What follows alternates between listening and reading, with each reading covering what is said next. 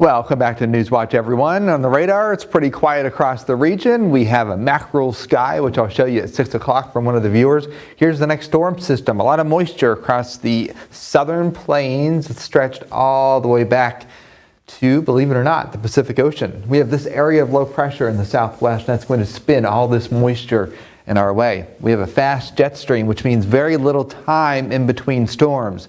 The first storm tomorrow, the second storm Wednesday night into Thursday. It's 36 in Beckley, 35 in Columbus. We do have outer air to the south that will eventually win out.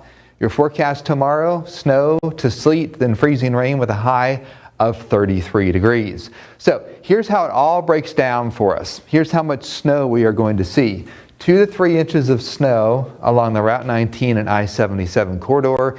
If you live above 3,000 feet in the eastern ridges of Nicholas, Fayette, and Raleigh County, you will see anywhere from 4 to 5 inches of snow. And then you jump over into the western Greenbrier Valley and even much of Lewisburg up towards Marlington, 7 to 8 inches of snow with a tenth to almost 0.15 inches of ice.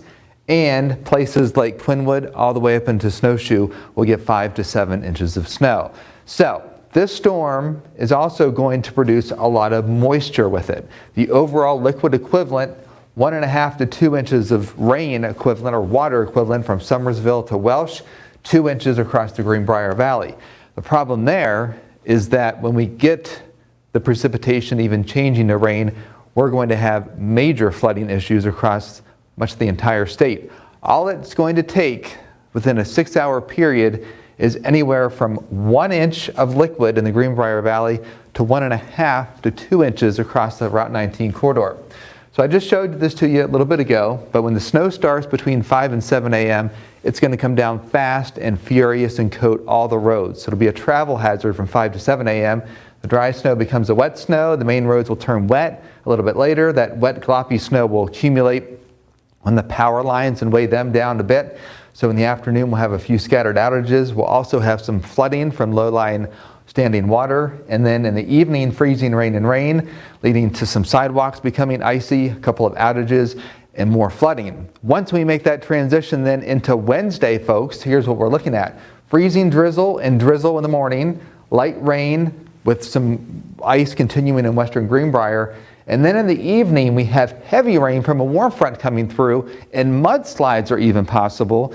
And then as we make the turn, folks, into Thursday, the warm front moves through, some thunder, 1 or 2 mudslides likely in our region, rain, breezy as the front comes through, more power outages, flurries in the evening, and icy spots by Friday morning. So this is going to go from a snowstorm, it's going to coat the roads early on Tuesday, to a system that's going to produce countless areas of flooding and standing water across the region. Our ARH More for Appalachia Aches and Pains forecast shows the pressure drops like a rock through Thursday, and then you see that big spike, that big rise? That's when the cold front comes through and the winds pick up, so more power outages across the region, and another big dip Saturday into Sunday. Here's the 7-day forecast. 34 degrees tomorrow, 37 degrees on Wednesday. Thursday's high about 28 degrees.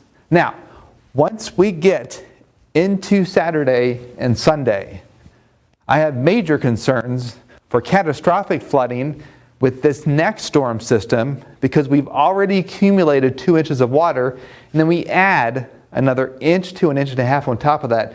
So big flooding problems Thursday and over the weekend, late Saturday into Sunday. And look at the overnight lows, cold enough to produce icy spots in the morning later in the week.